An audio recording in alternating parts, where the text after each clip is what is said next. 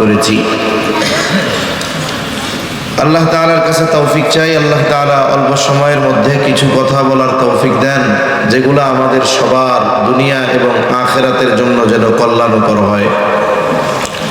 এই যে নসিহত, ওয়াজ, উপদেশ, এটা যে সমকালীন সময় বা এখন চলতেছে বিষয়টা এমন নয়, বরং আল্লাহ সুবহানাহু ওয়া তাআলা নিজে ওয়াজ করছেন। প্রত্যেক নবী রাসূলগণ ওয়াইজ ছিলেন, উম্মতকে ওনারা ওয়াজ করতেন। যদিও এখন ওয়াজের জন্য আয়োজন প্রয়োজন হয়, কিন্তু ওই সময়টাতে ওয়াজের জন্য কোনো আয়োজনের দরকার ছিল না। আল্লাহ সুবহানাহু ওয়া তাআলা কোরআনুল কারীমের মধ্যে ওয়াজ করেছেন। মুফতিয়ানে কেরাম, মুফাসসিরিনে কেরাম বলেন, কোরআনুল কারীমের মধ্যে যত আয়াত আছে এর মধ্যে 500 আয়াত হলো বিধানাবলী সংক্রান্ত, আর বাকি যত আয়াত এগুলো ওয়াজ, নসিহত, উপমা, উদাহরণ, অতীতের অনেক নবীদের ঘটনা, অনেক নেককার বান্দাদের ঘটনা, জালেমদের ঘটনা, আল্লাহর অবাধ্যতার কি পরিণাম হয়েছে দুনিয়ায়, কি পরিণাম হবে আখিরাতে, এই বিষয়গুলোর আলোচনা আল্লাহ তাআলা কোরআনুল কারীমের মধ্যে করছেন। আবার আল্লাহ সুবহানাহু ওয়া তাআলা ঘটনা বর্ণনা করে বলছেন, এটা হলো আহসানাল কসস। সূরা ইউসুফ কত সুন্দর ধারাবাহিকভাবে আল্লাহ তাআলা ঘটনা বর্ণনা করছেন ইউসুফ আলাইহিস সালামের। বিভিন্ন জায়গায় মুসা আলাইহিস সালামের ঘটনা আছে, ফেরাউনের ঘটনা আছে, ঈসা আলাইহিস সালামের ঘটনা আছে। আল্লাহ সুবহানাহু ওয়া তাআলা এই ঘটনা, আবার কোরআনুল কারীমে অনেক উপমা, উদাহরণও আছে। আল্লাহ সুবহানাহু ওয়া তাআলা ওয়াজ করছেন, সাথে সাথে নবীজি সাল্লাল্লাহু আলাইহি ওয়াসাল্লামকেও ওয়াজ করার, উম্মতকে উপদেশ দেওয়ার নির্দেশ দিয়েছেন। আল্লাহ তাআলা বলেন, ওয়াযাক্কির ফাইন্নায যিকরা তানফাউল মুমিনিন। আল্লাহ তাআলা বলেন, আপনি বারবার উপদেশ দেন, বারবার উপদেশ দেন, নসিহত করেন, ওয়াজ করেন, বারবার উপদেশ দেন। কেন? আল্লাহ তাআলা এই কারণ বর্ণনা করে বলেন, ফাইন্নায যিকরা তানফাউল মুমিনিন। এই উপদেশ, এই নসিহত, এটা মুমিনদের জন্য উপকারী। তাই রাসূল আকরাম সাল্লাল্লাহু আলাইহি ওয়াসাল্লাম উম্মতকে ওয়াজ করেছেন। নবীজি সাল্লাল্লাহু আলাইহি ওয়াসাল্লামের ওয়াজের জন্য কোনো প্রকার আয়োজনের প্রয়োজন হতো না। নবীজি যখনই মদিনায় থাকতেন, যদি কোনো ব্যস্ততা না থাকতো, নবীজি সাল্লাল্লাহু আলাইহি ওয়াসাল্লাম নামাজের পর সাহাবায়ে কেরামকে ওয়াজ করতেন। নবীজির সাথে সাহাবায়ে কেরাম পথ চলতেছে, সফরে আছে, নবীজি ওয়াজ করতেন। আমরা তো অনেক সময় কথা বলার সময় শ্রোতার পরিমাণের দিকে খেয়াল করি, কিন্তু নবীজি সাল্লাল্লাহু আলাইহি ওয়াসাল্লাম এমনও হইতো, নবীজি ওয়াজ করতেছেন, নবীজির সাথে শ্রোতা মাত্র একজন। নবীজি সাল্লাল্লাহু আলাইহি ওয়াসাল্লাম পথ চলতেছে, শ্রোতা একজন, তাকেও তিনি সম গুরুত্ব দিয়ে ওয়াজ করতেন। কারণ ওয়াজের মূল উদ্দেশ্য এইটা না হাজার হাজার মানুষ আসবে, শুনবে, বাহবা দিবে, মূল উদ্দেশ্য এটা নয়।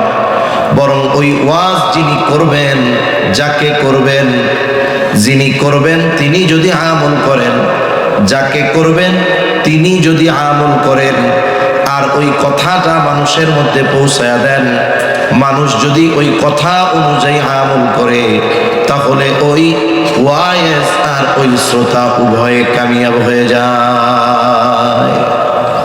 নবীজি ১৫০০ বছর আগে ওয়াজ করছেন। আমি যে হাদিসটা আপনাদের খেদমতে পাঠ করছি, এটা নবীজি সাল্লাল্লাহু আলাইহি ওয়াসাল্লাম যখন এই হাদিস বর্ণনা করেন, বর্ণনার ভঙ্গিমায় বোঝা যায় নবীজির সাথে শ্রোতা একজন ছিল। ওয়াজ হইছে ১৫০০ বছর আগে, শ্রোতা ছিল একজন। ১৫০০ বছর আগের ওয়াজ রেকর্ডিং হয় নাই। ইউটিউবারদের মতো ভিডিও করা লাগে নাই, রেকর্ডিং করেও রাখা লাগে নাই।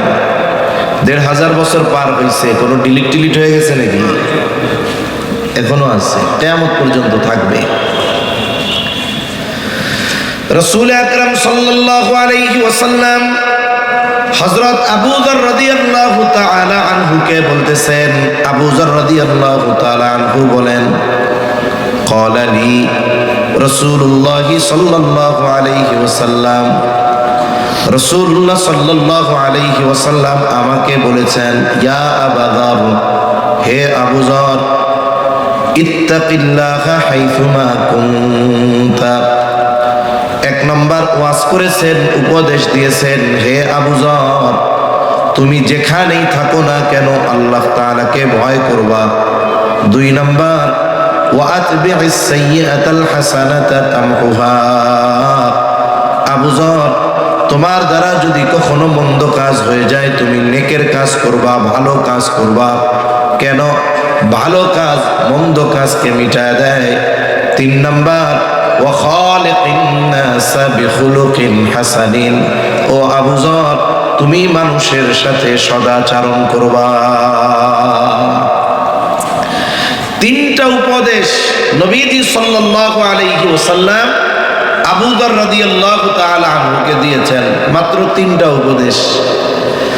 যদি এই 3টা উপদেশ প্রকৃতভাবে আমরা আমাদের জীবনে আমলে পরিণত করতে পারি, তাহলে হক সম্পৃক্ত সব বিষয়গুলো আদায় হয়ে যাবে।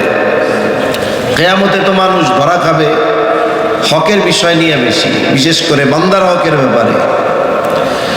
তবে এই 3টা বিষয় যদি কোনো ব্যক্তি অর্জন করতে পারে, তাহলে তার দ্বারা হক সম্পৃক্ত সব বিষয়গুলো অর্জন হয়ে যায়। যেমন এই দুনিয়াতে একটা হক আছে আল্লাহ তাআলার। আল্লাহর হক কি?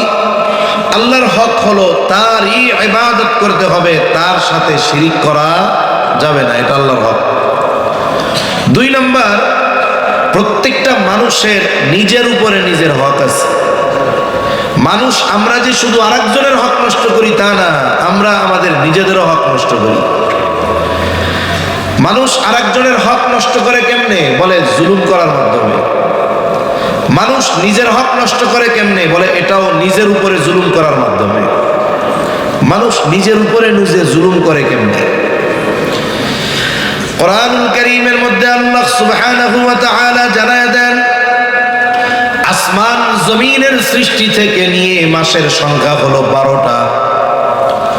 আল্লাহ তাআলা বলেন, এই 12 মাসের মধ্যে 4টি মাস হলো সম্মানিত মাস, আরবাআতুন হুরুম। আল্লাহ তাআলা এই 4টি মাসের বিশেষ ফজিলত রেখেছেন। এই 4 মাসে অনেক করণীয় বিষয় আছে, কিন্তু একটি করণীয় আছে, এটা সবার জন্য করণীয়। সেটা কি? এই আদেশ সবার উপরে। আল্লাহ তাআলা বলেন, ফালা তাযলিমু ফীহিন্না আনফুসাকুম, যে এই সম্মানিত মাস সমূহে তোমরা নিজের উপরে নিজেরা জুলুম করো না। ফালা তাযলিমু ফীহিন্না আনফুসাকুম, এই মাস সমূহের মধ্যে তোমরা নিজেদের উপরে জুলুম করো না। তা নিজের উপরে মানুষ জুলুম করে কেমনে? বলে পাপ করার মাধ্যমে। কারণ একজন মানুষ যখন পাপ করে, গুনাহ করে, গুনাহ করার কারণে তার জন্য শাস্তি অবধারিত হয়ে যায়। তার জন্য শাস্তি অবধারিত হয়ে যায়। তার মানে আমি যদি পাপ করি, তাহলে আমার জন্য শাস্তি অবধারিত। পাপ করার মাধ্যমে আমি আমার উপরে জুলুম করি। তা এই হাদিসের উপরে যদি কেউ পরিপূর্ণ আমল করতে পারে, বা আমরা যদি পারি, তাহলে আমাদের নিজেদের হক আদায় হয়ে যাবে। 3 নাম্বার, সবচাইতে জটিল হক, বড় হক আল্লাহর হক সবচেয়ে বড়, কিন্তু সবচাইতে জটিল হক হলো মানুষের হক। বলে এই হাদিসের উপরে আমল করতে পারলে তাহলে মানুষের হক আদায় করা হয়ে যাবে। 1 নাম্বার, আল্লাহ রাব্বুল আলামিন বলেন, রাসূল আকরাম সাল্লাল্লাহু আলাইহি ওয়াসাল্লাম বলেন, 1 নাম্বার যেই আদেশ, ইত্তাকিল্লাহা হাইথুমা কুনতা, হে আবু যর, যেখানেই থাকো না কেন তুমি আল্লাহ তাআলাকে ভয় করো। এই যে আল্লাহকে ভয় করার কথা, তাকওয়া অর্জনের কথা, এটা আমাদের বুজুর্গানে দিন বারবার আমাদের বলেন। আর এই তাকওয়ার বিষয়টা এতটা গুরুত্বপূর্ণ, নবীজি সাল্লাল্লাহু আলাইহি ওয়াসাল্লামের এমন কোন নসিহত নাই, এমন কোন খুতবা নাই যেই খুতবার শুরুতে নবীজি সাল্লাল্লাহু আলাইহি ওয়াসাল্লাম সাহাবায়ে কেরামকে তাকওয়া অর্জনের নির্দেশ দিতেন না। এমন কোন খুতবা নাই। প্রত্যেক খুতবার শুরুতে নবীজি সাল্লাল্লাহু আলাইহি ওয়াসাল্লাম সাহাবায়ে কেরামকে তাকওয়া অর্জনের নির্দেশ দিতেন। সাথে সাথে আল্লাহ রাব্বুল আলামিন কোরআনুল কারীমের বিভিন্ন জায়গায় তাকওয়া অর্জনের নির্দেশ দিয়েছেন। আল্লাহ তাআলা কোরআনুল কারীমের মধ্যে বলেন, ইয়া আইয়ুহাল্লাযীনা আমানুত্তাকুল্লাহ, হে ঈমানদারেরা তোমরা আল্লাহ তাআলাকে ভয় করো, হাক্কা তুকাতিহি, ভয় করার মতো ভয় করো, ওয়ালা তামুতুন্না ইল্লা ওয়া আনতুম মুসলিমুন, আর তোমরা মুসলমান না হয়ে মৃত্যুবরণ করিও না। একটার সাথে আরেকটার সংযোগ থাকে। আল্লাহ তাআলা মুসলমান না হয়ে মৃত্যুবরণ করতে মানা করছেন, মুসলমান হওয়ার সাথে তাকওয়ার সংযোগ আছে। তার মানে যেই ব্যক্তি মুত্তাকি হতে পারে না, ওই ব্যক্তি প্রকৃত পক্ষে মুসলমান হতে পারে না। কোরআনুল কারীমের মধ্যে আল্লাহ তাআলা বিভিন্ন জায়গায় তাকওয়ার কথা বলেছেন, তবে এক এক জায়গায় তাকওয়া দ্বারা একটি বিষয়ের উদ্দেশ্য। যেমন কোথাও কোথাও আল্লাহ তাআলা সমগ্র মানব জাতিকে উদ্দেশ্য করে তাকওয়া অর্জনের আদেশ দিয়েছেন। মুফাসসিরিনে কেরাম বলেন, যেই জায়গায় সমগ্র মানব জাতিকে উদ্দেশ্য করে তাকওয়া অর্জনের আদেশ দেওয়া হয়েছে, ওই জায়গায় তাকওয়া দ্বারা উদ্দেশ্য হলো ঈমান। কোরআনুল কারীমের সর্ববৃহৎ সূরার নাম হলো সূরা বাকারা। এই সূরার শুরুতেই আল্লাহ তাআলা বলেন, আলিফ লাম মিম যালিকাল কিতাবু লা রাইবা ফীহি হুদাল লিল মুত্তাকিন। কোরআন মুত্তাকিনদের জন্য হেদায়েত, পথ প্রদর্শক। এখানে মুত্তাকিন দ্বারা উদ্দেশ্য কি? এখানে মুত্তাকিন দ্বারা উদ্দেশ্য হলো মুমিনিন। কেন? কোন ব্যক্তি যখন ঈমান আনে, ঈমান আনার মাধ্যমে, একজন কাফেরও যদি ঈমান আনে, ঈমান আনার মাধ্যমে সে তাকওয়ার প্রাথমিক স্তরে অবস্থান করে। তার মানে প্রত্যেকটা মুমিন মুত্তাকি, ঈমান আনার মাধ্যমে মুত্তাকি হয়, তবে তার অবস্থানটা থাকে প্রাথমিক স্তরে। যেমন একটা 5 বছরের বাচ্চা সর্বপ্রথম স্কুল বা মাদ্রাসায় ভর্তি হইল। এই বাচ্চার যে পরিচয় আছে, এর সাথে নতুন আর একটা পরিচয় জুড়ছে, যোগ হয়েছে, সেটা হলো ছাত্র। যে কোনো প্রতিষ্ঠানে যখন কেউ ভর্তি হয়, তার একটা পরিচয় বাড়ে না, অমুক মাদ্রাসার বা অমুক স্কুলের ছাত্র। এখন ও তো একেবারে প্রাথমিক লেভেলের ছাত্র, কিন্তু যেই ব্যক্তি ইউনিভার্সিটির একবারে মাস্টার্স পড়তেছে, যেই ছাত্র দাওরায়ে হাদিসে পড়তেছে, তারও যত পরিচয়গুলোর মধ্যে একটা পরিচয় আছে ছাত্র। তবে বলেন তো, যে মাস্টার্সে পড়ে আর যে মাত্র শিশুয়ানে ভর্তি হয়েছে, ছাত্র তো দুইজনই, কিন্তু দুই ছাত্রের মধ্যে তফাৎ আছে না নাই? প্রতিষ্ঠানে ভর্তি হয়েছে তো সে ছাত্র, ঈমান আনছে তো সে মুত্তাকি, তবে তার স্তর হলো প্রাইমারি লেভেলে। আল্লাহ রাব্বুল আলামিন কোরআনুল কারীমের আরেকটা সূরার নাম হলো সূরাতুন নিসা। এই সূরার শুরুতে আল্লাহ রাব্বুল আলামিন মানব জাতিকে উদ্দেশ্য করে তাকওয়া অর্জনের আদেশ দিয়েছেন। আল্লাহ তাআলা বলেন, ইয়া আইয়ুহান নাসুত্তাকু রাব্বাকুমুল্লাযী খালাকাকুম মিন নাফসিন ওয়াহিদাহ। ইয়া আইয়ুহান নাস, হে মানব সম্প্রদায়, ইত্তাকু রাব্বাকুম, তোমরা তোমাদের রবকে ভয় করো। কারণ এই পৃথিবীতে যত মানুষ আছে, হোক সে নাস্তিক, হোক সে আস্তিক, হোক সে মুমিন, হোক সে কাফের, হোক সে পুরুষ, হোক সে নারী, যত সৃষ্টি আছে, যত মানুষ আছে, সব মানুষের রব যিনি তিনি কে? কেউ বিশ্বাস করুক আর না করুক, কিন্তু রব আল্লাহ। নাস্তিক বলে, স্রষ্টা বলে কেউ নাই, আল্লাহ বলে কেউ নাই, ও অস্বীকার করতে পারে, কিন্তু ওর রব আল্লাহ। তা আল্লাহ তাআলা এক পরিচয় দেন যে তোমরা ওই রবকে ভয় করো। কোন রব? আল্লাযী খলাকাকুম মিন নাফসিন ওয়াহিদা, যিনি তোমাদেরকে একটি প্রাণ থেকে সৃষ্টি করছেন। এখানে উদ্দেশ্য কি? যে হে মানব সম্প্রদায়, তোমরা তোমাদের রবের উপরে ঈমান আনো। কোন রব? যিনি তোমাদেরকে একটি প্রাণ থেকে সৃষ্টি করেছেন। তার মানে তোমাদের রব হলেন ওই মহান সত্তা যিনি তোমাকে সৃষ্টি করেছে, আর তিনি তোমাকে যেহেতু সৃষ্টি করেছে, তুমি তার উপরেই ঈমান আনো। তাহলে তাকওয়া দ্বারা এক উদ্দেশ্য হয় ঈমান। আর যখন আল্লাহ তাআলা ঈমানদারদেরকে উদ্দেশ্য করে তাকওয়া অর্জনের আদেশ দেন, এই জায়গায় মূল উদ্দেশ্য ঈমান নয়, বরং অন্য কিছু। তার মানে এইখানে মূল উদ্দেশ্য হলো, ঈমানদার তুমি তো ঈমান এনেছ, এখন তুমি তাকওয়ার সর্বোচ্চ স্তরে অবস্থান করবা কেমনে? এই জন্য তাকওয়ার সংজ্ঞায় আব্দুল্লাহ ইবনে আব্বাস রাদিয়াল্লাহু তাআলা আনহু বলেন, তাকওয়া হলো আল্লাহ তাআলার সকল আদেশ মান্য করা এবং সকল নিষেধ সমূহ থেকে বেঁচে থাকা। যেই ঈমানদার আল্লাহ তাআলার সকল আদেশ মান্য করে, সকল নিষেধ থেকে বেঁচে থাকে, বলে ওই ঈমানদার হলো মুত্তাকি।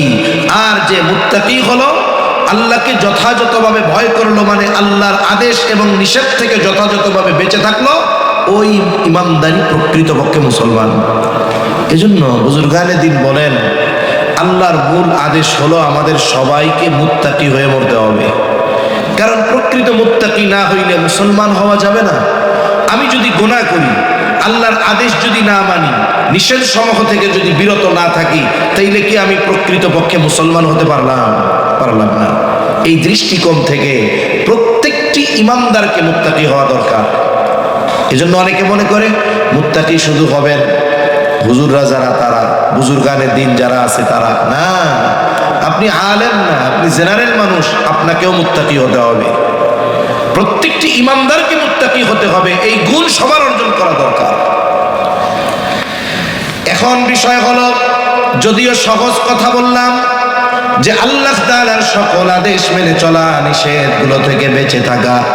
একটা মানুষ সকল আদেশ জানলে, সকল নিষেধগুলো জানলেই শুধু আদেশ মান্য করতে পারে না, নিষেধ থেকে বাঁচতে পারে না, বরং সকল আদেশ মান্য করা এবং সকল নিষেধ থেকে বেঁচে থাকার অন্যতম এই গুণ তাকে সোহবতের মাধ্যমে অর্জন করতে হয়। জানে সবাই, কিন্তু মানতে পারে না তো সবাই।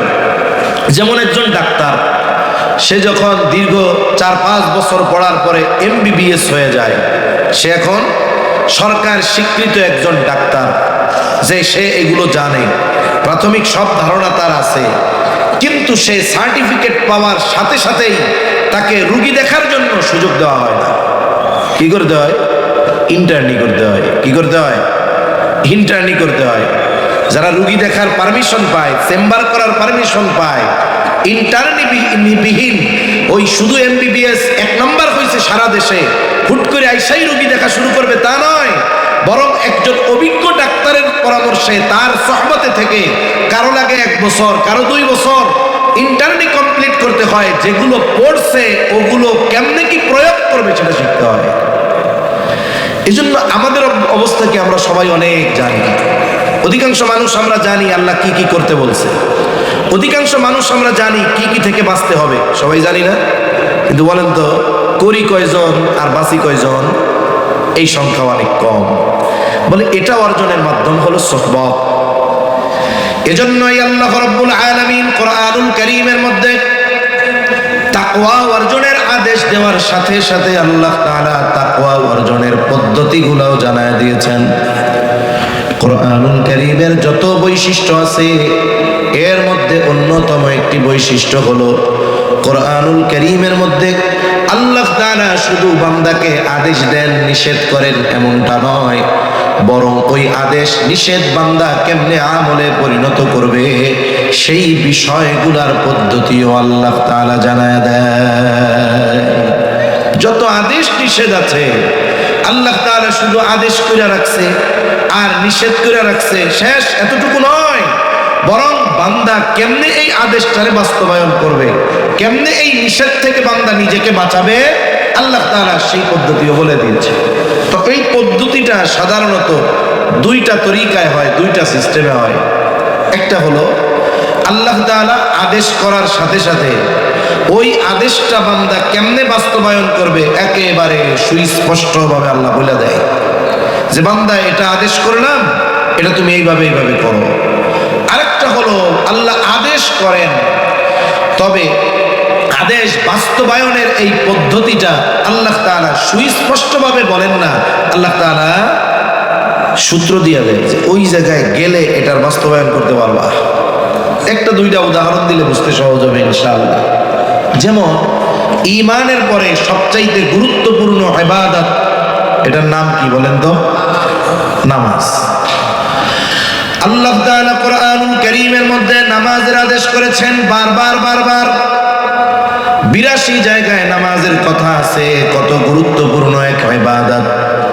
ঈমানের পরে সবচেয়ে গুরুত্বপূর্ণ ইবাদত হলো নামাজ। শুধু তাই না, এটা এমন এক ইবাদত যেই ইবাদতের হিসাব আল্লাহ কিয়ামতের দিন সর্বপ্রথম নেবেন। নবীজি বলেন আউয়ালু মা ইউহাসাবু বিহিল আবদু ইয়াউমাল কিয়ামাতিস সালাহ। কিয়ামতের দিন সর্বপ্রথম নামাজের হিসাব হবে। আর এক বর্ণনায় নবীজি সাল্লাল্লাহু আলাইহি ওয়াসাল্লাম বলেন যার নামাজের হিসাব ঠিক হয়ে যাবে আল্লাহ তাআলা তার বাকি হিসাবগুলো সহজ করে দিবে। তার মানে কিয়ামতের দিন বান্দার বাঁচার ক্ষেত্রে যেই আমলগুলো সবচেয়ে বড় ভূমিকা রাখবে এর মধ্যে অন্যতম হলো নামাজ। এখন এই নামাজের আদেশ আল্লাহ তাআলা কোরআনুল কারীমের মধ্যে দিয়েছেন, তবে এটাও বাস্তব বান্দা নামাজ কিভাবে কোরআনুল কারীমের মধ্যে পড়বে এটা জানার নাই। নামাজের মধ্যে নামাজের আদেশ আছে, তবে নামাজের পদ্ধতি নাই। তাহলে আদেশ তো করলেন, এটা যে আমরা বাস্তবায়ন করব কোথার থেকে শিখব? বলে আল্লাহ তাআলার আদেশ হলো নামাজ কায়েম করো বা নামাজ পড়ো, আমাদের ভাষায় বলি। এটা আল্লাহর আদেশ। বান্দার কাজ কি? বান্দার কাজ হলো আল্লাহর আদেশের আনুগত্য করা। এখন যদি আমরা প্রশ্ন করি যে আমরা এই নামাজের আদেশ এটার আনুগত্য কেমনে করব, আল্লাহ তাআলা আমাদেরকে সূত্র জানায় দিয়া বলেন মাইয়ুতি'র রাসূল ফাকাদ আতা আল্লাহ। আল্লাহ তাআলা জানায় দেন যে আমার রাসূলের আনুগত্য করলো সে আমি আল্লাহরই আনুগত্য করলো। আরো আয়াত আছে, এইগুলার মধ্যে এই বিষয়টা জানা গেল। তাইলে এই নামাজের পদ্ধতি যেহেতু কোরআনে আল্লাহ বলেন নাই, তাহলে এই পদ্ধতিটা নবীর থেকে শিখতে হবে। এজন্যই নবীজি সাল্লাল্লাহু আলাইহি ওয়াসাল্লাম বলেন সল্লু কামা রাআইতুমুনি উসাল্লি। আল্লাহর নবী আমাদেরকে জানায় দেন নামাজ পড়ো।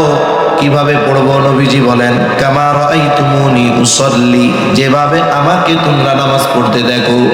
তার মানে নামাজের আদেশ আল্লাহ তাআলা করেছেন কোরআনে, তবে কোরআনে নামাজের পদ্ধতি আল্লাহ শেখান নাই, বরং এই উম্মতকে সাহাবায়ে কেরামকে প্র্যাকটিক্যাল ভাবে নামাজ শিখিয়েছেন মুহাম্মদুর রাসূলুল্লাহ সাল্লাল্লাহু আলাইহি ওয়াসাল্লাম। আল্লাহ সরাসরি শেখান নাই, কোরআনে বলেন নাই রুকু এইভাবে করবা, সিজদা এইভাবে করবা, এই কয়বার তাসবিহ পড়বা, এগুলো কিছু কোরআনে আছে? নাই। নবীজি সাল্লাল্লাহু আলাইহি ওয়াসাল্লাম থেকে আমরা শিখছি। আবার দেখেন হজের আদেশ আল্লাহ তাআলা কোরআনুল কারীমের মধ্যে করেছেন, কিন্তু সমস্ত পদ্ধতি আল্লাহ তাআলা কোরআনুল কারীমের মধ্যে বলেন নাই। তার মানে নবীজিও বলেন খুযু আন্নী মানাসিকাকুম, হজ কিভাবে করবা সেটা আমার থেকে শিখে নাও। তার মানে কোরআনুল কারীমের মধ্যে কিছু আদেশ আছে, যেই আদেশগুলো আল্লাহ তাআলা করেছেন আদেশ, তবে এই আদেশগুলো বাস্তবায়নের পদ্ধতি শিখতে হয়। নবীজি সাল্লাল্লাহু আলাইহি ওয়াসাল্লামের কাছ থেকে আরেকটা উদাহরণ দিয়ে এই বিষয়টা শেষ করি। যেমন নামাজের যেই ফরজগুলো আছে, ভেতরের ফরজগুলোর মধ্যে অন্যতম একটি ফরজ হলো রুকু করা। কি করা? রুকু করা। রুকুর আদেশ কোরআনুল কারীমের মধ্যে আছে, আল্লাহ আদেশ করছে ওয়ারকাউ মা'আর রাকিঈন, যে তোমরা রুকুকারীদের সাথে রুকু করো। রুকু শব্দের শাব্দিক অর্থ ঝুঁকা। ঝুঁকা। মনে করেন এখন কোন মুসল্লি সে চিন্তা করলো রুকু শব্দের অর্থ তো ঝুঁকা, সে এখন নামাজে দাঁড়াইছে। কথার কথা আমি দাঁড়াইছি মনে করেন নামাজে আপনাদের মসজিদে, আমার পাশে যিনি মুসল্লি উনি আলেম না, উনি একজন আওয়াম মানুষ, উনি একজন কৃষক মানুষ বা যে কোনো একটা পেশার মানুষ, সাধারণ মানুষ, অনেক এলেম কালাম আছে তা না, ওনার পাশে নামাজে দাঁড়াইছে। নামাজে দাঁড়াইলাম, রুকু করার সময় আমি রুকুর শাব্দিক অর্থ চিন্তা করছি যে রুকু শব্দের অর্থ তো ঝুঁকা, তাইলে আমি অল্প একটু ঝুঁকি। এই চিন্তা কইরা সোজা হয়ে খাড়ানো ছিলাম, আমি মাথাটারে একটু ঝুঁকাইয়া ইমামের সাথে রুকু করছি। নামাজ শেষ হওয়ার পরে কিচ্ছু বলা লাগবে না, ওই মুরব্বী আমার দিকে তাকায় বলবো দেখতে তো মোল্লা মোল্লা মনে হইতেছে, তো কোমরে সমস্যা নাকি? না, তাহলে রুকু করলেন না কেন? আরে আরে চাচা কি বলেন, রুকু শব্দের অর্থ ঝুঁকা, আমি তো ঝুঁকছি। কয় এইটারে রুকু কয় না, কোনটারে রুকু কয়? আমাকে হুজুরে কইছে যে নবীজি সাল্লাল্লাহু আলাইহি ওয়াসাল্লাম রুকু শিখাইছে। কেমনে? বলে একেবারে এমন ভাবে বাঁকা হইতে হবে, ডালের মতো বাঁকা হয়ে যাবে, 90 ডিগ্রি বাঁকা হয়ে যাবে, মানুষ ঝুঁকবে, মাথা আর পিঠ এরকম সমান হয়ে যাবে, এইটারে কয় রুকু। তাহলে দেখুন, এই যে আল্লাহ আদেশ করেছেন রুকু করো, কিন্তু ঝুঁকবো কতটুকু, ঝুঁকবো কিভাবে, থাকবো কতটুকু থাকবো, এটা তো আল্লাহ শেখায় নাই, এটা আমরা শিখেছি নবীজি সাল্লাল্লাহু আলাইহি ওয়াসাল্লামের কাছ থেকে। তাহলে আল্লাহ রাব্বুল আলামিন বান্দাকে যখন কোন আদেশ করেন কিংবা নিষেধ করেন, এটার বাস্তবায়নের সুস্পষ্ট পদ্ধতি অথবা আল্লাহ তাআলা সূত্র নিজে জানায়া দেন। তবে তাকওয়া অর্জনের ক্ষেত্রে বিষয়টা ইঙ্গিত দেন নাই, বরং আল্লাহ তাআলা সুস্পষ্টভাবে ওই তাকওয়া অর্জনের পদ্ধতির বিষয়টা আল্লাহ জানায়া দিয়েছেন। আল্লাহ রাব্বুল আলামিন বলেন ইয়া আইয়ুহাল্লাযীনা আমানুত্তাকুল্লাহ, আল্লাহ তাআলা বলেন হে ঈমানদারেরা তোমরা মুত্তাকি হয়ে যাও। আমরা যদি প্রশ্ন করি ও মালিক মুত্তাকি কেমনে হব, আল্লাহ তাআলা প্রথম পদ্ধতি বলেন ওয়াকুনু মা'আস সাদিকিন। আল্লাহ তাআলা বলেন ও বান্দা মুত্তাকি যদি হতে চাও তাহলে সত্যবাদীদের সঙ্গী হয়ে যাও, সত্যবাদীদের সঙ্গী হও। আল্লাহ আবেদিন বলেন নাই, আল্লাহ যাকিরিন বলেন নাই, আল্লাহ শাকিরিন বলেন নাই, আল্লাহ সাবিরিন বলেন নাই, সাদিকিন কেন বললেন? কিছু গুণ আছে, ওই পর্যন্ত পৌঁছাইতে হলে এইগুলা সব অর্জন করা লাগে। 10-এর মধ্যে 1 থেকে 9 সবগুলা সংখ্যা আছে। কোন ব্যক্তি যদি প্রকৃতপক্ষে সাদেক হতে চায়, ওই ব্যক্তিকে আবেদ হওয়া লাগে, ওই ব্যক্তিকে যাকির হওয়া লাগে, ওই ব্যক্তিকে শাকির হওয়া লাগে, ওই ব্যক্তিকে সাবির হওয়া লাগে। যদি এই গুণগুলো তার অর্জিত না হয়, সে প্রকৃতপক্ষে সাদেক হতে পারে না। আর সত্যবাদিতা এমন একটা গুণ, আমার আপনার নবীজির এই গুণে বিমোহিত ছিল কাফেররা, যার কারণে নবীজি সাল্লাল্লাহু আলাইহি ওয়াসাল্লাম যখন নবুয়তির 3 বছর পর প্রকাশ্যে দাওয়াত দেওয়ার জন্য মক্কার মানুষদেরকে জড়ো করলেন এক জায়গায়, নবীজি সাল্লাল্লাহু আলাইহি ওয়াসাল্লাম যখন বললেন আমি যদি তোমাদেরকে এই খবর দেই এই পাহাড়ের পেছন দিকে একদল সৈন্য অশ্বারোহী অবস্থায় তোমাদের উপরে আক্রমণের জন্য প্রস্তুতি নিচ্ছে, আকুনতুম মুসাদ্দিকিয়া, তোমরা কি আমার এই কথার সত্যায়ন করবা, বিশ্বাস করবা? সকলেই সমস্বরে জবাব দিয়েছে কেন নয়, অবশ্যই বিশ্বাস করব। কেন? কারণ আমরা তোমাকে সর্ব অবস্থায় সত্যবাদী পেয়েছি। আমার আপনার নবীজি এই উত্তম চরিত্রের সত্যায়ন আল্লাহ তাআলা করেছেন ওহী নাজিল হওয়ার পরে, তাই না? অথচ কাফেররা আমার আপনার নবীজির এই চারিত্রিক সৌন্দর্যের সত্যায়ন, সত্যবাদিতার সত্যায়ন, আমানতদারিতার সত্যায়ন, এটা নবুয়তির বহু আগে তারা করেছে। তারা আমার আপনার নবীজির উপাধি দিয়েছে আল আমিন, আস-সাদিক। আর একটা ব্যক্তি যখন পরিপূর্ণ সত্যবাদী হতে পারে, আশা করা যায় তার মধ্যে বাকি সব ভালো গুণ পাওয়া যায়। এজন্য একটা গুণ উল্লেখ করলে এর মধ্যে বাকি সমস্ত গুণ পাওয়া যায়। কোন ব্যক্তি যদি তার নামের পরিচয় বা তার পরিচয় দেয় যে আমি মুফতি আব্দুর রহমান, তাইলে এর মধ্যে আরো কিছু পরিচয় আছে। এখন কোন ব্যক্তি যদি পরিচয় দেয় আমার নাম মুফতি আব্দুর রহমান, আমি যদি তারে জিজ্ঞাসা করি ভাই মাওলানা মুফতি তো হইছেন, মাওলানা হইছিলেন নাকি, তাহলে আমার কবে ওনার মতো বলদ দুনিয়ায় আর কেউ নাই। এমিয়া মাওলানা না হইলে কি মুফতি হওয়া যায়? তার মানে পরিচয় যখন কেউ দিবে মুফতি সাহেব, তখন তো ওর মধ্যে ওনার অন্য পরিচয় সবগুলো আছে। তা সত্যবাদিতা এমন একটা গুণ, বলে এই গুণ অর্জন করতে ওই বাকি সব গুণ অর্জন করা লাগে। ওইগুলো অর্জন করার মাধ্যমে একজন ব্যক্তি প্রকৃতপক্ষে আল্লাহ হয়, সত্যবাদী হয়। বলে এই ধরনের মানুষের সাথে আল্লাহ তাআলা থাকতে বলছে, সঙ্গী হওয়ার জন্য বলছে। কারণ এই দুনিয়ায় বাস্তবিক অর্থ হলো সোহবতের বড় প্রভাব। সেই সোহবতটা ভালো হোক কিবা মন্দ, যদি মন্দ হয় তাহলে মন্দ প্রভাব আসবে, আর যদি ভালো হয় অবশ্যই অবশ্যই ভালো প্রভাব আসবে। সোহবতের এমন গুণ, এর মাধ্যমে মানুষ যদি আলেমও না হয়, সত্যবাদী মুহাক্কিক বুজুর্গের সাথে যদি থাকে, ওই বুজুর্গের মধ্য থেকে ভালো গুণ তার মধ্যে প্রবেশ করে। আমাদের দেশে অনেক বুজুর্গ আছেন, অনেকে দুনিয়া থেকে চলে গেছেন, তারা আলেম ছিলেন না। যেমন প্রফেসর হামিদুর রহমান সাহেব রহমাতুল্লাহ আলাইহি, আলেম ছিল, উনি বুয়েটের প্রফেসর ছিলেন। কিন্তু দেখেন আল্লাহ তাআলা তাকে কোথায় নিয়ে গেছে? বুজুর্গদের সোহবতের প্রভাবে, হাফিজি হুজুর রহমাতুল্লাহ আলাইহির সোহবতের প্রভাবে কোথায় নিয়ে গেছে? যে ওনার কাছে অনেক বড় বড় আলেম, শাইখুল হাদিস, বড় বড় আলেম ওনার বায়াত ছিলেন। আল্লাহর বান্দা দুনিয়া থেকে চলে গেছে। এখন একজন আছেন অধ্যক্ষ মিজানুর রহমান সাহেব, কাপাসিয়া দেওনা হযরত, হ্যাঁ, আবরার হক সাহেব রহমাতুল্লাহ আলাইহি খলিফা। দেশের অনেক বড় বড় আলেম ওনাদের কাছে আছে, বায়াত গ্রহণ করছে। তা ইনারা আলেম হইতে পারেন নাই, কিন্তু এমন মানুষগুলার সান্নিধ্যে থাকছেন, ওনাদের থেকে এই গুণগুলো অর্জন করছে, যার কারণে আলেমরা ওই গুণগুলো পাওয়ার আশায় ওনাদের সোহবতে যায়। তাই বললাম যে মুত্তাকি হওয়ার জন্য যে শুধু হুজুর হইতে হবে শর্ত এটা না। মুত্তাকি তো আমাদের সবার হওয়া দরকার। যারা ইমানদার আমরা প্রত্যেকেরই আমাদের প্রকৃত মুত্তাকি হওয়া দরকার। সোহবতের বড় প্রভাব, কোন জায়গায় যদি লাইগা থাকা হয় এরও একটা প্রভাব পড়ে। যেমন দেখেন লোহা আর চুম্বক, চুম্বকের একটা গুণ আছে, সে লৌহজাত দ্রব্যকে নিজের দিকে আকর্ষণ করতে পারে। কিন্তু যদি দুইটার মধ্যে কোনটা শক্ত, দেখা যাবে লোহা শক্ত বেশি। লোহা যদি চুম্বকরে যায় হুমকি দেয়, কথার কথা আর কি, যে তোর মধ্যে একটা গুণ আছে, তুমি আর এক লোহারে তোমার দিকে টাইনা আনো, এখন এই গুণটা আমারে দাও, নইলে কিন্তু পিটাইয়া তোমারে গুড়া গুড়া বানায় ফেলবো। বলেন তো, লোহা যদি তার শক্তি প্রদর্শন করে, এই শক্তি প্রদর্শন করার মাধ্যমে সে কি চুম্বকের মধ্যে যেই গুণ সেটা পাবে নাকি? পাবে না।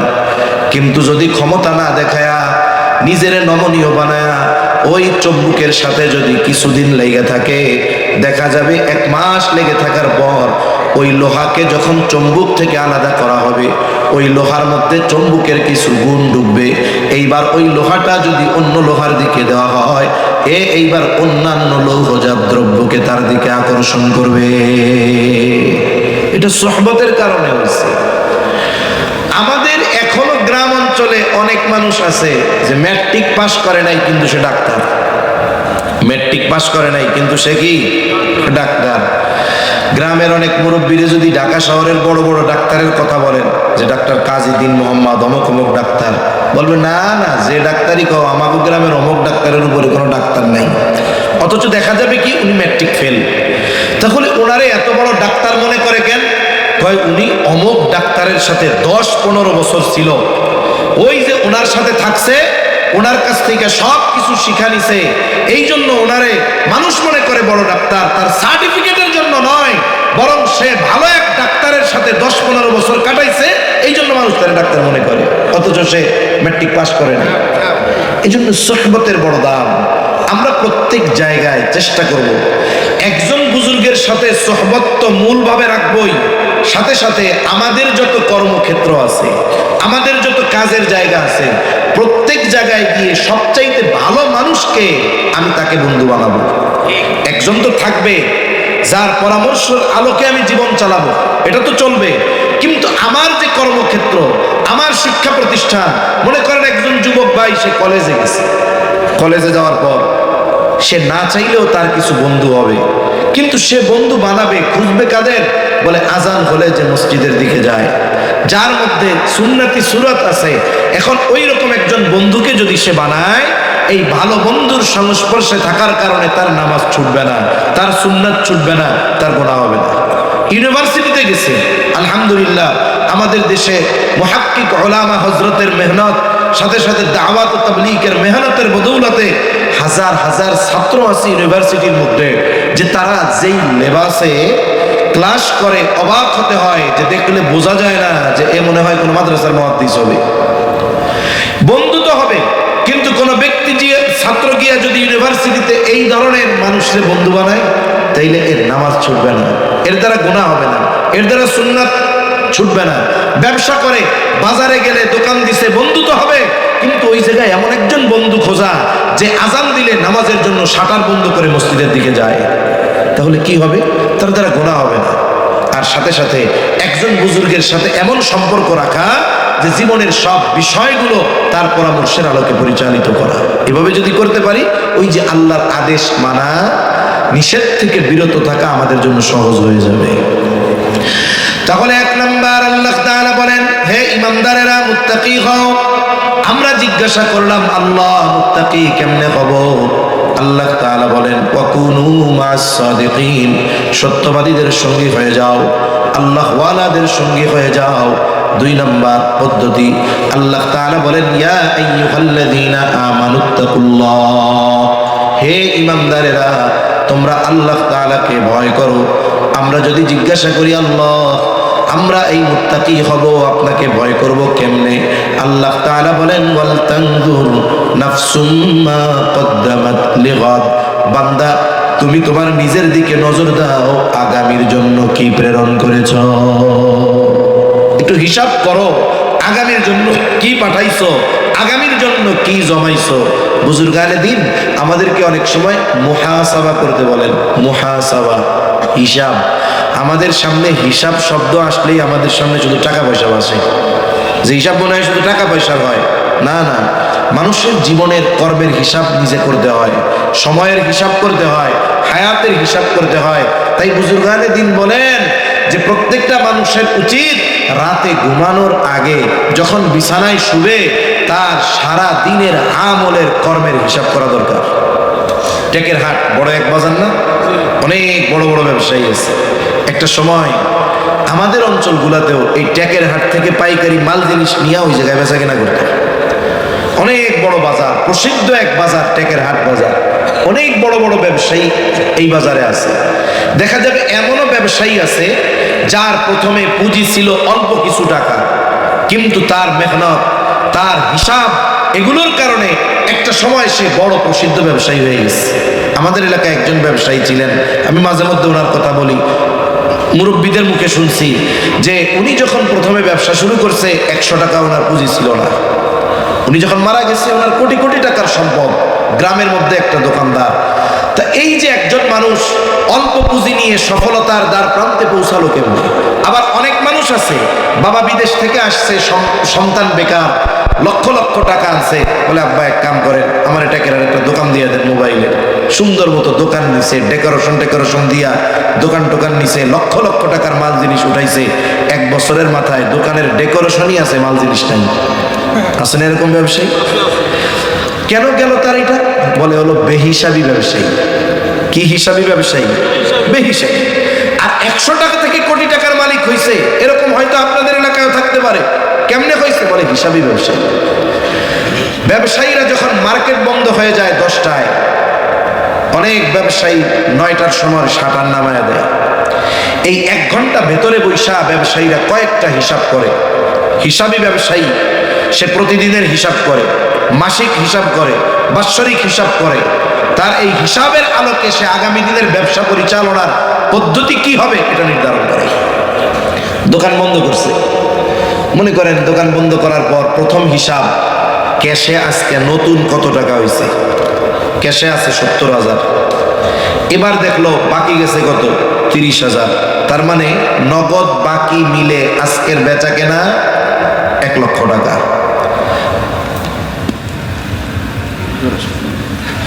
নগদ বাকি মিলে আজকের বেচা কেনা কত, 1 লক্ষ টাকা। 1 লক্ষ টাকা। এরপরে সে হিসাব করে যে আজকে আমার নগদ এত, বাকি এত। তৃতীয় হিসাব, যে যেই ব্যবসায় মাহের দক্ষ, এটা মুদির দোকান হইতে পারে, অন্য দোকান হইতে পারে, তার দক্ষতা অর্জন হয়ে গেছে যে আমার 1 লক্ষ টাকা বিক্রয় হলে কয় টাকা লাভ হয়। যারা মুদির দোকান করে 10 বছর ধরে, ওনাদেরকে যদি জিজ্ঞাসা করা হয়, ভাই আপনার যেই মনোহরি দ্রব্য এগুলো যদি 1 লাখ টাকা বিক্রয় হয় কয় টাকা লাভ হবে, উনি কাছাকাছি বলে দিতে পারবে, 19-20 হইতে পারে। কিন্তু ব্যবসা যদি নির্দিষ্ট কোনো পণ্যের হয়, রড, সিমেন্ট, খালি চাউলের ব্যবসা, উনি লাভের পরিমাণ কাটায় কাটায় বলে দেবে। এখন ওনার হিসাব হইল ওনার 1 লাখ টাকায় লাভ হয় 20,000 টাকা। কয় হাজার বলেন তো? আজকে নগদ বিক্রয় কত, 70,000, বাকি কত?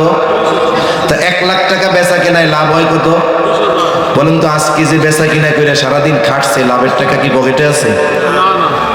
আরো আসল থেকে কত গেছে? এই গতিতে যদি 6 মাস ব্যবসা চলে, ক্যাশে 70,000 দেখে লাফাইলে হবে? উনি যদি ক্যাশে 70,000 দেখে খুশি হয়ে যায়, তুই বাবা 70,000 টাকা বিক্রয় হয়েছে, এবার উনি দোকান বন্ধ করে বাড়ি চলে গেল, কিন্তু অন্য হিসাব করে নাই। এই গতিতে যদি 6 মাস পরে ব্যবসা চলে, আমারে বলেন তো 6 মাস পরে কি হবে? দোকান শেষ। 6 মাস পরে কি শেষ? এবার ওই হিসাবি ব্যবসায়ী হিসাব করে যে হ্যাঁ, তার মানে আজকের লাভ আমার পকেটে নাই, খরচ তো হচ্ছে দৈনিক। এবার দোকান কর্মচারীদেরকে সে একটা কড়া বক্তব্য দেয়, শোন, আমার নগদ বাকি দিয়ে 1 লাখ টাকা বেচা কেনা করা লাগবে না, আমি নগদ বেচা কেনা করবো 25,000 টাকা, তাতেও আমার লাভ 5,000, মাসে 1.5 লাখ, খরচ দিয়ে 50,000-এর উপরে আমার থাকবে। আগামীকাল থেকে যদি আমার পয়সা বাকি চায়, খবরদার 1টা পয়সা করে বাকি দিবি না। এই যে একটা কঠিন সিদ্ধান্তে সে উপনীত হইল, এটা হইতে পারছে কেন? হিসাব করার কারণে। যদি হিসাব সে না করতো, ক্যাশে নগদ টাকা দেখা খুশিতে লাফায়া পড়তো, 6 মাস পরে ব্যবসা শেষ। মানুষের জীবনও এরকম। আমরা যদি আমাদের এই জীবনের আমলের হিসাব না করি, আমার গোনা কত হইল, নেকের কাজ কত হইল, ভালো কাজ কত করলাম, মন্দ কাজ কত করলাম, এই হিসাব যদি 5টা মিনিট সময় লাগায় যদি আমরা না করি, দেখা যাবে ওই যে বেহিসাবি ব্যবসায়ীর মতো এক সময় জীবন প্রদীপ নিভে যাবে, কিন্তু আখিরাতের অর্জন শূন্য। এজন্য বুজুর্গানে দ্বীন আমাদের বলেন, রাতের বেলা শোয়ার আগে, শোয়ার পরে, ঘুমানোর আগে প্রত্যেকটা মানুষ আমরা যদি একটু হিসাব করি, 5 মিনিট লাগবে না, আজকে আমার সারা দিনে ভালো কাজ কত আর মন্দ কাজ কত আমি হিসাব করে বের করে ফেলতে পারবো। এটা প্রত্যেকটা মানুষের জন্য সহজ। আর যখন কোনো মানুষ একেবারে বিছানায় যায় নিরিবিলি, ওই সময়টাতে সে যেই চিন্তা করে, গোটা রাত ওই চিন্তার প্রভাব তার মধ্যে পরিলক্ষিত হয়। যদি মোবাইল নিয়ে শোয় তাহলে ওইটার প্রভাব আসে। আর শোয়ার পরে যদি অন্ধকার ঘরে চিন্তা করে, আরে আমার তো আজকে গুনাহ বেশি, সওয়াব কম, একা একা আছে তো দিলের মধ্যে একটা চিন্তা আসবে, আরে কত মানুষ, সুস্থ মানুষ রাতের বেলা ঘুমাইছে, সকালবেলা আর উঠতে পারে না। ইদানিং এই ধরনের মৃত্যু কিন্তু বেশি।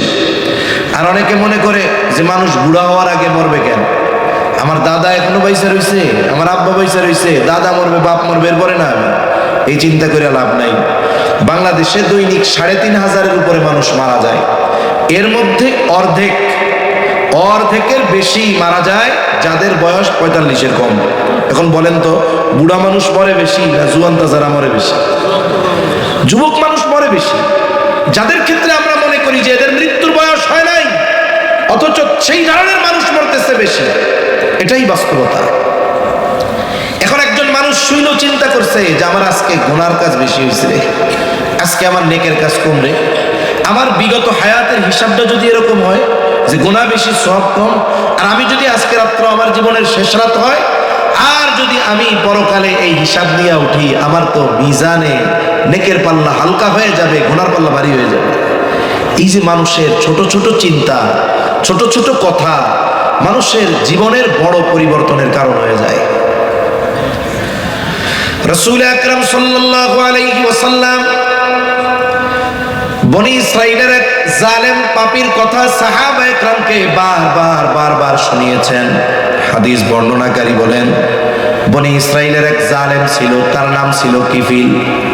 নবীজি সাল্লাল্লাহু আলাইহি ওয়াসাল্লাম একবার দুইবার নয়, বারবার কিফিলের ঘটনা নবীজি সাল্লাল্লাহু আলাইহি ওয়াসাল্লাম সাহাবায়ে কেরামকে শুনায়েছেন। নবীজি বলেন, ওই বনি ইসরাইলের কিফিল এমন কোন পাপ নাই যে সে করে নাই, সব ধরনের পাপ সে করত। তার পাপগুলার মধ্যে একটা পাপ, সে মানুষকে সুদের উপরে টাকা দিত। সুদের উপরে টাকা দিত। এখন তো সুদ শুধু ব্যাংকে না, ব্যাংকের চেয়ে বড় সুদ মানুষের ঘরে ঘরে। ব্যাংকওয়ালারা কত জায়গার খবর এরকম, মানে মানুষজন গেছি তখন আমার কিছু হুজুর এ জায়গার মানুষ ব্যাংক থেকে লোন টোন উঠায় না। ভালো কথা তো এটা, ব্যাংক এখন প্রত্যেক ঘরে ঘরে। কেন বলে, ওই ব্যাংকের থেকে আরেকজন সুদের উপরে লোন আনে। কথার কথা, সে আনছে 10%, ব্যাংকের থেকে লোন আনছে, ব্যাংকের সুদ দিবে কয় পার্সেন্ট? 10%। এখন সাধারণ মানুষ, প্রত্যন্ত অঞ্চলের মানুষ লেখাপড়া বুঝে না, কাগজ কলম বুঝে না, ব্যাংকে গিয়া এই পূরণ করতে হবে, সেই পূরণ করতে হবে, এই দিতে হবে, সে এত কিছু দিয়ে সুদ আনে। কেটা কয়, ওই যে সমীরুদ্দি আছে ওর কাছ থেকে নিয়ে যায়, আর ব্যাংকে যায় না। এখন তার কাছ থেকে যে সুদ আনে, কেমনে সুদ আনে? কয় 1000 টাকা দিব, হাটের হাট 100। হাটের হাট কত? এখন আমাদের অঞ্চলগুলোতে সপ্তাহে হাট হয় 2 দিন, অধিকাংশ জায়গায় সপ্তাহে 2 দিন হাট না। কোনো মাসে হাট পড়ে 8টা, কোনো মাসে পড়ে কয়টা? 10টা। কোনো মাসে পড়ে 8টা, কোনো মাসে। এখন কম তো, যেই মাসে 10টা হাট পড়ছে, 1000 টাকা যে সুদে আনছে, সে এক মাসে তারে সুদ বাবদ কত দিছে? ব্যাংকে কি এত টাকা দেওয়া লাগে নাকি সুদ? কত বড় সুদখোর, চিন্তা করছেন? এই জন্য ব্যাংকওয়ালাদের ক্লায়েন্ট এই লোন এখন এই ঘরে ঘরে মানুষ নিয়ে সুদ দেয়। অনেকজন এমন আছে নিজে নামাজ পড়ে, মসজিদের সদস্য, কিন্তু ওনার ওয়াইফ সুদে টাকা কারবারি করে, অথচ উনি মসজিদে গিয়ে বড় বড় কথা কয়। কিন্তু এই হলো সুদের অবস্থা, এমন ভাবে পৌঁছায় গেছে। আল্লাহ তাআলা এই সুদ নামক জঘন্য পাপ থেকে আল্লাহ আমাদের হেফাজত করুন, বলি আমিন। জালেম কিফিল মানুষকে সুদের উপরে টাকা দিত। একদিন এক মহিলা তার কাছে আসছে, বিধবা মহিলা, অভাবী দরিদ্র, তার কাছে আসছে, ও কিফিল, আমারে কিছু টাকা ধার দাও, কিছু টাকা প্রয়োজন। টাকা কর্জ দেওয়া এটা তো ভালো, শুধু তাই না, কর্জ দেওয়ার পর যদি ওই ঋণ গ্রহীতা যিনি কর্জ নিয়েছেন তাকে কর্জ পরিশোধের জন্য সময় বাড়ায় দেওয়া হয়, প্রত্যেকবার সময় বাড়ায় দেওয়ার সাথে সাথে ওই পরিমাণ অর্থ সাদকা করার সওয়াব আল্লাহ তাআলা লিখে দেয়। অনেক মানুষ আছে যে টাকা আছে কিন্তু কর্জ দেয় না। কেন দেয় না? কারণ আমাদের আমানতদারিতা ঠিক নাই। সুদের টাকা ঠিক মতো দিবে, কিন্তু কারো কাছ থেকে যদি কর্জ আনে সেই টাকা ঠিক মতো দিবে না। মানুষ চিন্তা করে কর্জ দিয়ে সব কামানোর দরকার নাই, শুধু শুধু মুসিবত আর বিপদ, টাকাও দেয় না। যদি আমরা আমাদের লেনদেন ঠিক রাখতাম, তাহলে অনেক মানুষের কাছে গিয়ে কর্জ পাইত, সহজে দিত। কিন্তু অনেক মানুষ টাকা পয়সা আছে কিন্তু কর্জ দেয় না। কেন? কারণ দেওয়ার পরে আমরা ঠিক মতো পরিশোধ করি না, এটার জন্য দেয় না। এই যে সুদ যে বাড়ছে, এটা বাড়ার অনেক কারণের মধ্যে এটাও একটা কারণ যে আমাদের লেনদেন আদান প্রদান ঠিক নাই, মুআমালাত ঠিক নাই। বরঞ্চ এমনও হয় একজন পাওনাদার আমার কাছে পায়, আমি দিতে চাইছি, ধরেন আজকে 15 তারিখ আমি তারে বলছি, ভাই সময় যখন নিয়েছিলাম 20 তারিখের নিয়েছিলাম, আমার কি উচিত? আমার প্রথম উচিত হলো আমি যদি 15 তারিখ পারি আমি 10 দিন সময় আগে বেশি নিব। এরপরে যদি দেখি নির্ধারিত তারিখে আমি পারবো না, আমি তার কাছে আগের থেকে গিয়ে বলবো, ভাই 20 তারিখ দিতে চাইছিলাম, কিন্তু আমার তো এই টাকাটা পাওয়া কঠিন হচ্ছে, আমার আর 10টা দিন সময় দেন। এইরকম ভাবে যদি কোনো পাওনাদারের কাছে গিয়ে ঋণ যিনি তিনি বলেন, আমার মনে হয় আশা করা যায় তার সময় দিবে। কিন্তু সমস্যা কি, সময় পার হয়ে যায়, আমরা যোগাযোগ করি না, ফোন দিলে ফোন ধরি না, নাম্বারে ব্ল্যাক লিস্টে দিয়ে রাখে, বাড়ি আসলে পোলাপান রে কয় যা তো আব্বা বাড়ি নেই। এখন এই ভোগান্তি কে নিবে? এই জন্য চিন্তা করে এই আমল করে আর সওয়াবের দরকার নাই, আপাতত এটা স্টপ থাক, আমাদের লেনদেন ঠিক করা দরকার। এখন এই বিধবা মহিলা দরিদ্র অভাবের কারণে আসতে কর্জ চাইতে, আর যারা সুদী কারবারি করে এদের হৃদয় আল্লাহ এত কঠোর করে দেয় যে এরা যদি এদের সামনে মানুষ মইরাও যায় 10টা টাকা দিয়ে এরা সহযোগিতা করবে না। এটা পরীক্ষিত। একজন আমারে বলছে তো, পরীক্ষা করছে এরকম, প্রথম একজনে পাঠাইছে ইমার্জেন্সি টাকা দরকার, 1000 টাকা ধার দেন, বিকালে দিয়ে দিন। না না, আমার কাছে টাকা পয়সা নেই। আরেকজনে পাঠাইছে, ওই যে হাটের হাট সুদে দিবে, কোমরের গোসা খুলে কত লাগবে তত নেই। তার মানে যারা সুদী কারবারি করে তাদের দিল আল্লাহ শক্ত করে দেয়, চেহারায় যে ইমানি নূর থাকে এটা নষ্ট হয়ে যায়, এদের ভাষা রুক্ষ কর্কশ হয়ে যায়, আল্লাহ এদের ভাষার মিষ্টতা কেড়ে নেয়। দেখবেন একটা সুদখোরের ভাষার মধ্যে কোনো নমনীয়তা নাই, আল্লাহ কেড়ে নিয়েছে, চেহারা ইমানের নূর চলে গেছে, হৃদয় কঠিন পাথরের মতো হয়ে গেছে। কিফিল তো জালেম, কিফিল বলে আমি কাউরে কর্জ দেই না, তোমার যদি প্রয়োজন হয় সুদে টাকা নাও। মহিলা বলে কিফিল যদি সুদ দেওয়ার মতো সামর্থ্য আমার থাকতো তাইলে তোমার কাছে কি টাকা চাইতাম নাকি? জালেম কিফিল সে তো সব পাপে অভ্যস্ত। এইবার মহিলার চেহারা সুন্দর, সে তাকায় বলে যদি আমাকে সুদ না দিতে পারো তাইলে এই শর্তে টাকা নিতে পারো, অমুক দিন তুমি আমার সাথে গোপন অভিসারে লিপ্ত হওয়া। কাদাল ফাকিরু আন ইয়াকুনা কুফরা, দরিদ্রতা মানুষকে কুফরি পর্যন্ত পৌঁছায় দেয়। আফসোসের বিষয়, শুধু দরিদ্রতা মানুষকে কুফরিতে পৌঁছায় না, বরং অনেক সময় লোভ মানুষকে কুফরিতে পৌঁছায় দেয়। কয়েকদিন আগে এক মসজিদের ইমাম সাহেব, ফরিদপুরে বাড়ি হইল গোপালগঞ্জ, খ্রিস্টান হয়ে গেছে, অথচ ওই লোকের মোবাইলের মধ্যে ওয়াজ আছে। আরে ভাই, তুই কেন ইমাম ত্যাগ করলি একজন আলেম হইয়া? আরে তুই ওয়াজ করতেছিলি, ওইটারই তুই পেশা বানায় নিতি, যা হইতো হইতো, কিন্তু তুই কি কাজটা করলি যে নিজে খ্রিস্টান হলি, মানুষকে খ্রিস্টান বানানোর দাওয়াত দিচ্ছিস, মসজিদে বসে নামাজ পড়াইছিস। আহা, এবারে তো অভাব নাই। ওই বেটা কেন হয়েছে? লোভে। কিসে বলেন না? লোভে। আল্লাহ তাআলা লোভ থেকে আমাদের হেফাজত করুক বলি আমিন। এই যে বিষয়গুলো, এগুলো হলো অন্তরের রোগ। লোভ এটা অন্তরে হলো উৎপত্তি স্থল। এগুলো দূর করার জন্য আমাদের বুজুর্গদের সান্নিধ্যে যাওয়া দরকার। নাইলে আমরা মানুষ যত বড় আবেদ হই না কেন, লোভ সংবরণ করা এটা বহুত কঠিন জিনিস। দরিদ্রতা মানুষকে কুফরি পর্যন্ত পৌঁছায় দেয়।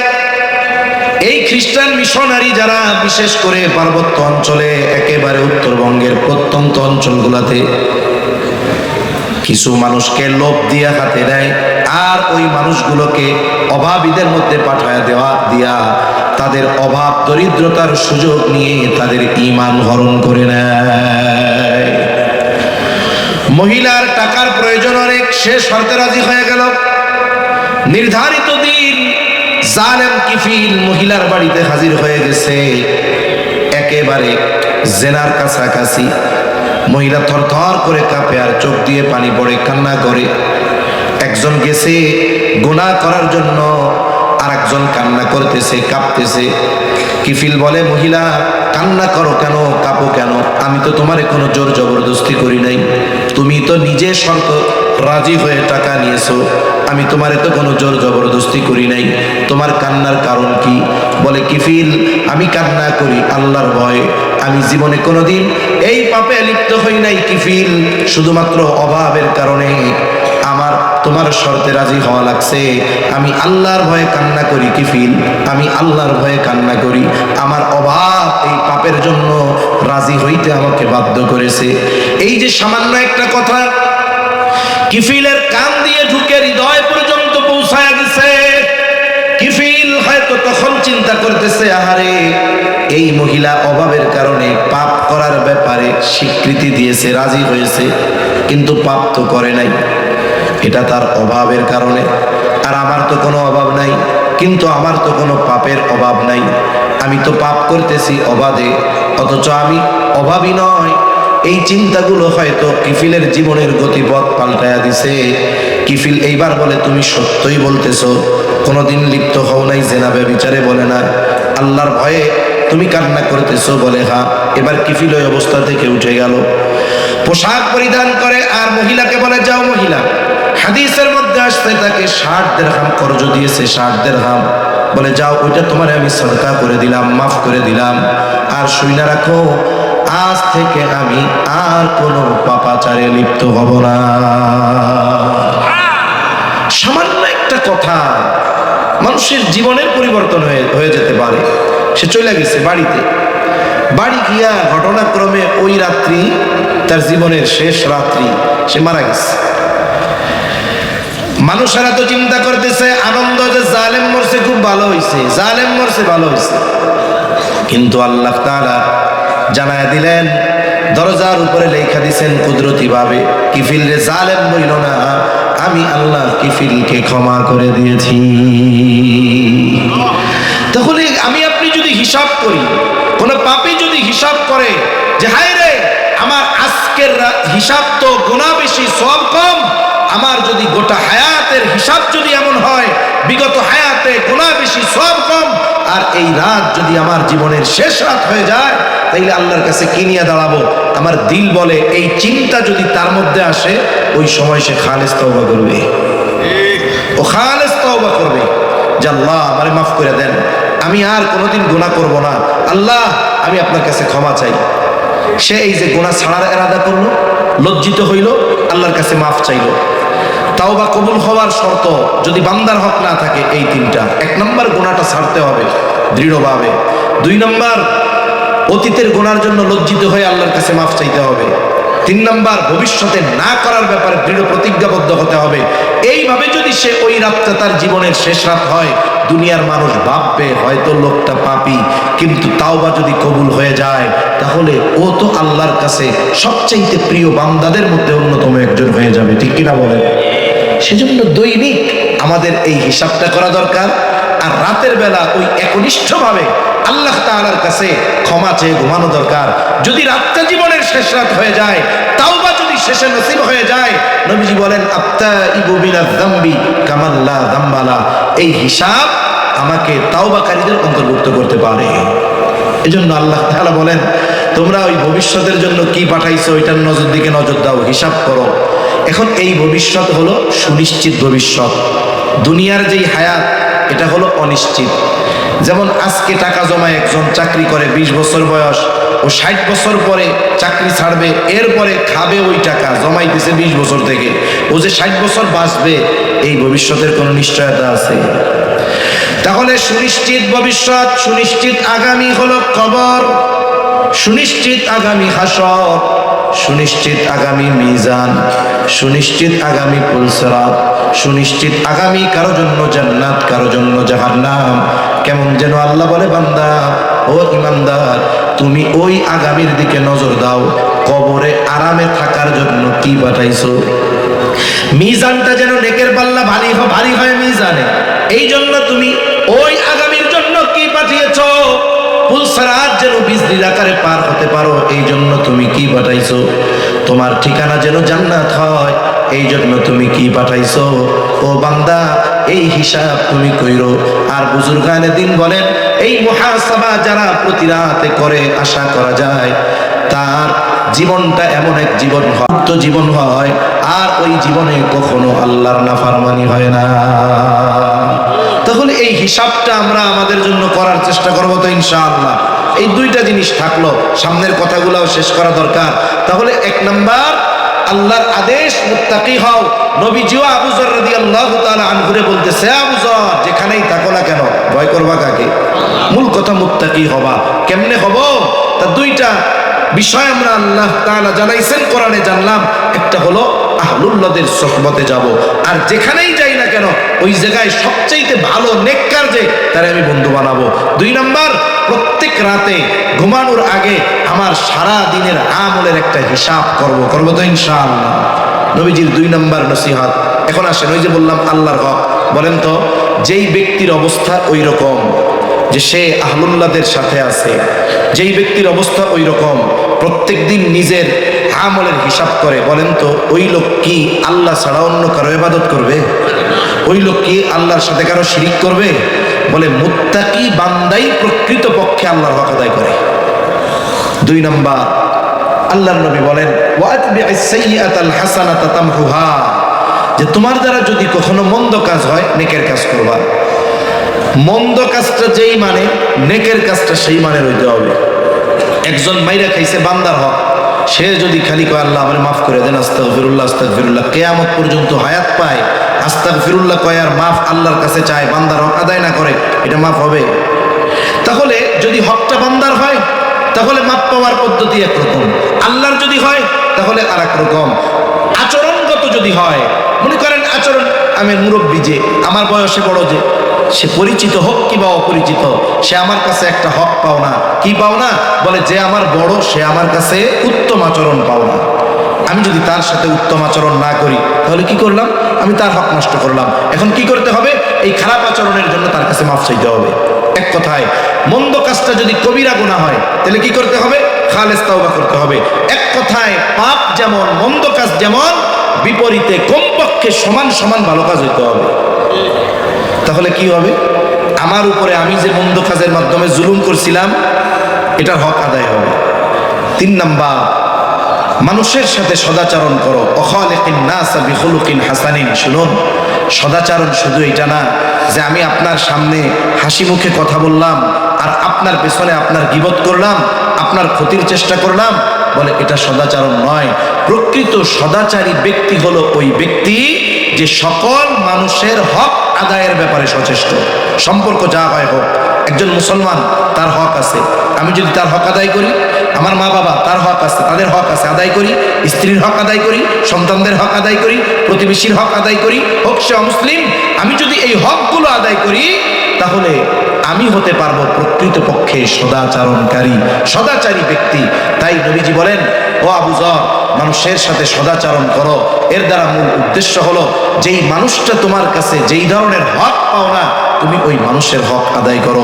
আশা করা যায় নবীজির এই গুরুত্বপূর্ণ 3টা নসিহতের আলোকে আমরা যদি জীবন সাজাতে পারি, মুত্তাকি হতে পারি, তারপরে মন্দ কাজ যদি হয়ে যায় ভালো কাজ করার মাধ্যমে আমি আমার গুনাহটাকে মুছে ফেলতে পারি, সাথে সাথে মানুষের হক আদায় করার মাধ্যমে যদি সদাচরণকারী হতে পারি, তাহলে আমার দুনিয়াটা হবে পবিত্র এক জীবন, পবিত্র এক হায়াত, আর মৃত্যু পরবর্তীকালীন হবে জীবনটা হবে এক সুন্দর জীবন, যেখানে কবর হবে জান্নাতের বাগান, যেখানে আমার জন্য মিজানে আমার নেকের পাল্লা ভারী হবে, হিসাব সহজ হবে, পুলসরাত দ্রুততার সাথে পাড়ি দেওয়া যাবে, নবীজির সুপারিশ নসিব হবে, সর্বশেষ